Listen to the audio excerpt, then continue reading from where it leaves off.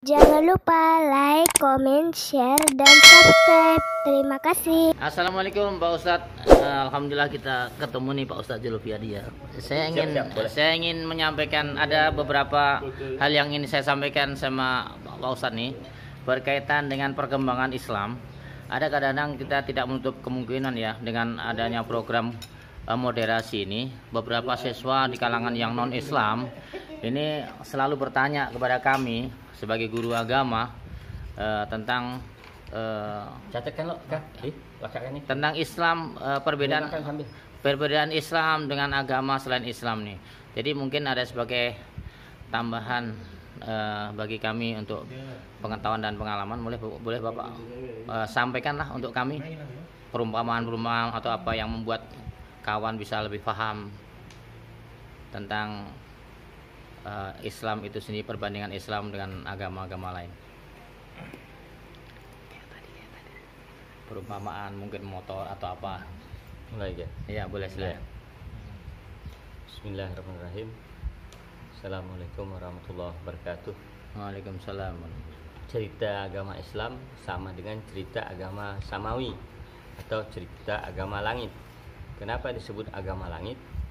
Karena yang menetapkan Islam sebagai agama adalah Allah, dan orang sering menyebut Allah ada di langit, dengan catatan Allah tidak sama dengan Allah di langit tidak sama dengan astronot di langit, yaitu surah Al-Ikhlas ayat 4, lam yakun lahu kufuwan ahad.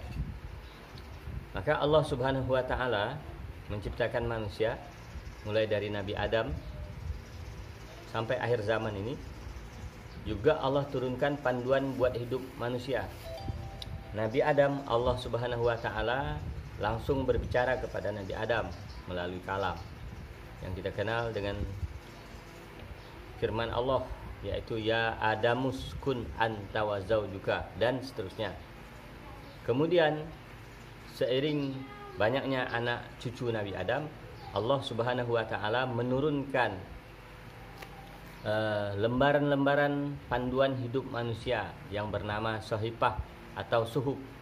Ini Allah turunkan kepada Nabi Ibrahim alaihissalam. Kemudian seiring bertebarannya manusia di muka bumi, Allah Subhanahu wa taala mengganti Sohifah Suhuf ini sebagai buku servis manusia dengan kitab suci yang bernama Taurat dan dikirim melalui Nabi Musa. Apakah suhuf itu salah atau tidak benar? Benar, suhuf itu benar, tidak salah. Tetapi benar untuk umat Nabi Ibrahim. Karena manusia sudah banyak, maka suhuf itu tidak lengkap atau belum lengkap. Allah sempurnakan dengan Taurat melalui Nabi Musa. Kemudian tidak berapa lama kemudian Allah anggap Taurat belum sempurna untuk manusia. Allah ganti dengan Zabur, yaitu mengirimnya melalui Nabi Daud alaihissalam. Nah, seiring perjalanan waktu sampailah zaman Nabi Isa alaihissalam. Ternyata kitab Taurat dan Zabur juga tidak cocok untuk manusia sebagai buku panduan. Maka Allah kirim buku panduan berikutnya, yaitu yang bernama Injil, dan melalui Nabi Isa alaihissalam. Dan ternyata Injil pun setelah 600-an tahun juga sudah expired menurut Allah Subhanahu wa taala. Tidak sempurna lagi, maka Allah turunkan kitab panduan hidup manusia yang terakhir, yaitu Al-Qur'anul Karim. Sebagaimana firman Allah dalam surah Al-Maidah ayat 3, Al-yauma akmaltu lakum dinakum wa atmamtu alaikum nikmati wa raditu lakumul Islam madinah. Hari ini kami sempurnakan nikmat kami kepadamu, kami sempurnakan agama kamu. Nah, dari penjelasan di atas, kalau manusia mau berpikir dan mau menyadari, hari ini ada sebuah perusahaan kendaraan, contoh merek Yamaha, ia membuat sepeda motor sejak tahun 80. Maka diberilah, kalau tidak salah itu, sepeda motor Yamaha 80. Ini takbir atau permisalan bagi orang yang mau berpikir. Nah, ternyata keluar lagi motor Yamaha baru dan seterusnya, yang saya ingat Pega-R. Ternyata rusak Pega-R. Bisakah diperbaiki dengan buku servis Yamaha 80? Tidak bisa, harus pakai buku Pega-R. Kalau masih ada orang yang menggunakan buku Pega-R, buku Yamaha 80 untuk memperbaiki Pega-R, berarti dia belum ketemu dengan buku panduan untuk Yamaha Pega-R. Ternyata tidak berapa lama kemudian Yamaha keluarkan sepeda motor merek Mio, yaitu Yamaha. Dan ternyata juga Yamaha keluarkan buku servisnya. Dan sekarang umpama ada orang punya motor Mio tetapi rusak, dan ternyata dia mengambil buku Yamaha Pega-R, berarti dia belum tahu bahwa Yamaha Mio sudah mengeluarkan buku terbaru, yaitu buku servis Yamaha Mio. Nah, kemudian keluar lagi motor terbaru umpama, yaitu Aerox.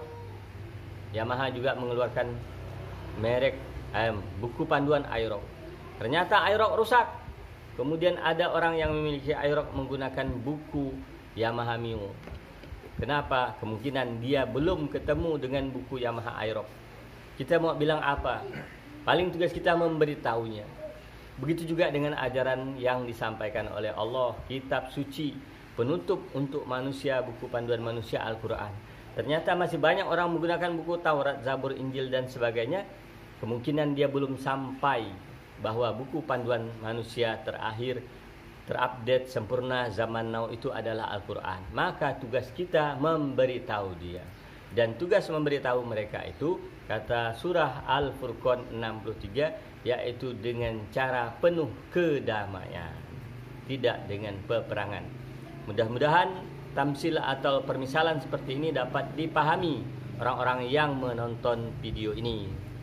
Wabillahi taufiq wal hidayah. Assalamualaikum warahmatullahi wabarakatuh. Terima kasih Pak Ustadz. Jadi ulasan yang sangat-sangat cukup jelas bagi afala ta'qilun, bagi orang-orang yang berpikir.